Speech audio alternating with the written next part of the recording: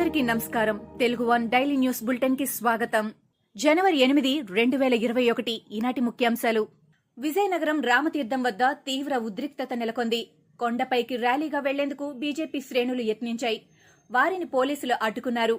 రామతీర్థంకు వెళ్తున్న బీజేపీ కీలక నేతలు సోము వీర్రాజు, విష్ణువర్ధన్ రెడ్డి, ఎమ్మెల్సీ మాధవ్ తదితరులను నెల్లిమర్ల వద్ద పోలీసులు ఆపేశారు.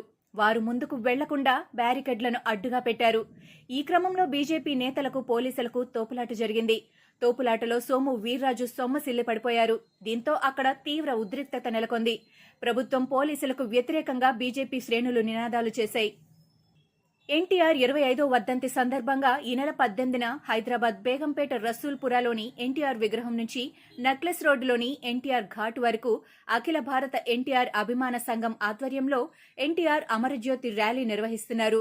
ర్యాలీ ప్రారంభోత్సవానికి టీడీపీ అధినేత నారా చంద్రబాబు నాయుడిని అఖిల భారత ఎన్టీఆర్ అభిమాన సంఘం అధ్యక్షుడు శ్రీపతి సతీష్ బుధవారం కలిసి ఆహ్వానించారు.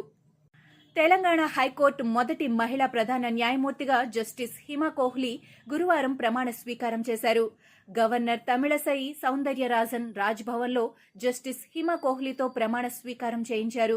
ఈ కార్యక్రమానికి ముఖ్యమంత్రి కేసీఆర్, పలువురు మంత్రులు, హైకోర్టు న్యాయమూర్తులు, పరిమిత సంఖ్యలో న్యాయవాదులు హాజరయ్యారు.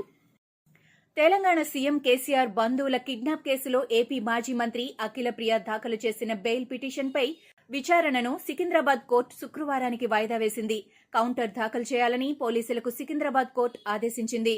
అంతేకాదు, మెరుగైన వైద్యం కోసం హాస్పిటల్కి తరలించాలంటూ అఖిలప్రియ దాఖలు చేసిన పిటిషన్ను సికింద్రాబాద్ కోర్టు కొట్టిపారేసింది. జైల్లో వైద్య సదుపాయాలు ఉన్నాయని కోర్టు తెలిపింది. జైలు అధికారులు హాస్పిటల్కి తరలించాలని భావిస్తే అప్పుడు నిర్ణయం తీసుకుంటామని అఖిలప్రియ తరపు న్యాయవాదికి కోర్టు స్పష్టం చేసింది. ఊపిరితిత్తుల్లో మంటతో బాధపడుతున్న తెలంగాణ సీఎం కేసీఆర్ సోమాజిగూడ యశోద హాస్పిటల్లో వైద్య పరీక్షలు చేయించుకున్నారు. అక్కడి వైద్యులు సీఎం కేసీఆర్ కు అవసరమైన వైద్య పరీక్షలు నిర్వహించారు. ఈ నేపథ్యంలో సీఎం వ్యక్తిగత వైద్యుడు డాక్టర్ ఎంవీ రావు మీడియాకు వివరాలు తెలిపారు. ఏటా క్రమం తప్పకుండా చేయించుకునే మెడికల్ టెస్టులనే సీఎం కేసీఆర్ చేయించుకున్నారని, ఆరోగ్యపరంగా ఆందోళన చెందాల్సిన అంశాలేవీ లేవని వెల్లడించారు. ముఖ్యంగా ఆయనలో కరోనా లక్షణాలు లేవని వివరించారు. ఆయన విశ్రాంతి తీసుకుంటే సరిపోతుందని తెలిపారు. ఔరంగాబాద్ ఎయిర్పోర్టు పేరును మార్చాలంటూ కేంద్ర ప్రభుత్వాన్ని మహారాష్ట ముఖ్యమంత్రి ఉద్దవ్ ఠాకరే డిమాండ్ చేశారు. ఛత్రపతి సాంభాజీ మహారాజ్ విమానాశ్రయంగా మార్చాలని కేంద్రానికి ఆయన లేఖ రాశారు. ఈ విషయాన్ని మహారాష్ట ముఖ్యమంత్రి కార్యాలయం వెల్లడించింది. పేరు మార్పుకు సంబంధించి నోటిఫికేషన్ను వెంటనే విడుదల చేయాలని కేంద్రానికి రాసిన లేఖలో ముఖ్యమంత్రి కోరారని తెలిపింది. మరోవైపు విమానాశ్రయం పేరు మార్పుకు సంబంధించిన తీర్మానానికి మహారాష్ట అసెంబ్లీ ఇప్పటికే ఆమోదముద్ర వేసింది. ఏపీలో గడిచిన 24 గంటల్లో 295 మందికి పాజిటివ్ అని వెల్లడైంది. అదే సమయంలో 368 మంది కరోనా నుంచి కోలుకోగా ఒకరు మరణించారు. రాష్ట్రంలో ఇప్పటి వరకు 8,84,171 పాజిటివ్ కేసులు నమోదు కాగా మొత్తం మరణాల సంఖ్య 7,126కు చేరింది. ప్రస్తుతం 2,822 యాక్టివ్ కేసులున్నాయి. తెలంగాణలో గత 24 గంటల్లో కొత్తగా 379 కరోనా కేసులు నమోదయ్యాయి. 3 ప్రాణాలు కోల్పోగా అదే సమయంలో 305 మంది కోలుకున్నారు. రాష్ట్రంలో మొత్తం కరోనా కేసుల సంఖ్య 2,88,789కి చేరింది. మృతుల సంఖ్య 1,559కి పెరిగింది. తెలంగాణలో ప్రస్తుతం 5,053 యాక్టివ్ కేసులున్నాయి. భారత్లో గత 24 గంటల్లో 20,346 మందికి కరోనా నిర్ధారణ అయింది.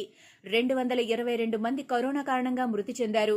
దీంతో దేశంలో నమోదైన మొత్తం కరోనా కేసుల సంఖ్య 1,03,95,278కి చేరింది. మృతుల సంఖ్య 1,50,336కు పెరిగింది. ప్రస్తుతం భారత్లో 2,28,083 యాక్టివ్ కేసులున్నాయి. బీసీసీఐ అధ్యక్షుడు టీమిండియా మాజీ కెప్టెన్ సౌరవ్ గంగూలీ గుండెపోటుకు గురై కోల్కతాలోని వుడ్లాండ్స్ హాస్పిటల్లో జనవరి 2న చేరిన సంగతి తెలిసిందే. తాజాగా గురువారం దాదా హాస్పిటల్ నుంచి డిశ్చార్జ్ అయ్యారు. ఈ సందర్భంగా గంగూలీ మాట్లాడుతూ తనకు చికిత్స చేసిన వైద్యులకు ధన్యవాదాలు తెలిపారు. చికిత్స అనంతరం తాను పూర్తిగా బాగున్నానంటూ గంగూలీ మీడియాకు వెల్లడించారు. కరోనా వ్యాక్సిన్ విషయంలో భారత్ బయోటెక్ గుడ్ న్యూస్ తెలిపింది. 3వ దశ క్లినికల్ ట్రయల్స్ పూర్తయ్యాయని వెల్లడించింది. 3వ దశలో 25,800 మంది వాలంటీర్లపై ట్రయల్స్ నిర్వహించినట్టు వెల్లడించింది. ఈ వ్యాక్సిన్ ప్రయోగం విజయవంతమైనట్లుగా ఓ ప్రకటనలో వెల్లడించింది. కాగా కోవాక్సిన్ పూర్తిగా దేశీయంగా రూపొందించిన కోవిడ్ టీకా భారత వైద్య పరిశోధనా మండలి పూణేలోని నేషనల్ ఇన్స్టిట్యూట్ ఆఫ్ వైరాలజీ భాగస్వామ్యంతో భారత్ బయోటెక్ సంస్థ కోవాక్సిన్ అభివృద్ధి చేస్తున్న సంగతి తెలిసిందే. అమెరికాలో డొనాల్డ్ ట్రంప్ శకం ముగిసింది. అమెరికా 46వ అధ్యక్షుడిగా జో బైడెన్ ఖరారయ్యారు. ఆయన విజయాన్ని అమెరికా ఎలక్టోరల్ కాలేజ్ ధృవీకరించింది. తద్వారా జో బైడెన్ ఈ నెల 20న దేశ అధ్యక్షుడిగా ప్రమాణ స్వీకారం చేసేందుకు మార్గం సుగమం చేసింది. ఎలక్టోరల్ కాలేజ్ ఓట్లలో డెమోక్రటిక్ పార్టీ అభ్యర్థి బైడెన్ కు అనుకూలంగా 306 ఓట్లు, ప్రస్తుత అధ్యక్షుడు రిపబ్లికన్ పార్టీ నేత ట్రంప్ కు మద్దతుగా 232 ఓట్లు వచ్చినట్టు అమెరికా ఉపాధ్యక్షుడు మైక్ పెన్స్ నిర్ధారించారు. అమెరికా కాంగ్రెస్ సంయుక్త సమావేశంలో కూడా ఈ మేరకు ధృవీకరించడంతో అమెరికా నూతన అధ్యక్షుడిగా బైడెన్ ఖరారయ్యారు.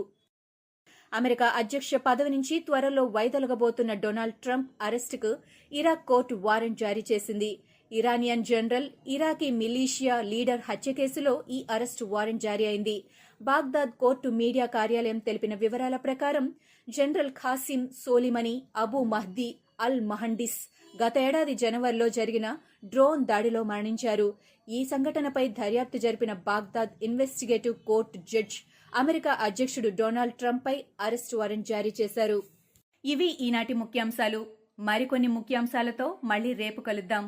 ఈ షోని క్రమం తప్పకుండా వినాలనుకుంటే మీరు ఈ షో వింటున్న ప్లాట్ఫామ్లో కానీ లేదా గూగుల్ పాడ్కాస్ట్, యాపిల్ పాడ్కాస్ట్, గానా మరియు ఏ ఇతర పాడ్కాస్ట్ యాప్లోనైనా సెర్చ్ చేసి సబ్స్క్రైబ్ అవ్వండి. కొత్త ఎపిసోడ్ వచ్చినప్పుడు మీకు అప్డేట్ వస్తుంది. అంతవరకు సెలవు, నమస్కారం. ఆకట్టుకునే కథలు, వినూతన సినిమా విశేషాలు మరియు అద్భుతాలు సృష్టించిన కొందరు రచయితలు మరియు ప్రముఖుల జీవిత కథనాలను ఈ షోలో మీరు వినవచ్చు. కౌముది ఫౌండర్ అండ్ ఎడిటర్ కిరణ్ ప్రభా గారు హోస్ట్ చేస్తున్నటువంటి ఈ podcast Kaumudi talks with Kiran ప్రభా ప్రతి శనివారం ఒక కొత్త కథనంతో మీ ముందుకొస్తుంది. ఈ షోని మీరు వినాలంటే యాపిల్ పాడ్కాస్ట్లో కానీ, గూగుల్ పాడ్కాస్ట్లో కానీ లేదా స్పాటిఫైలో కానీ ఈ షోని సబ్స్క్రైబ్ చేసి నోటిఫికేషన్ టర్న్ ఆన్ చేసుకోండి. ఎపిసోడ్ రిలీజ్ అయినప్పుడు మీకు అప్డేట్ వస్తుంది.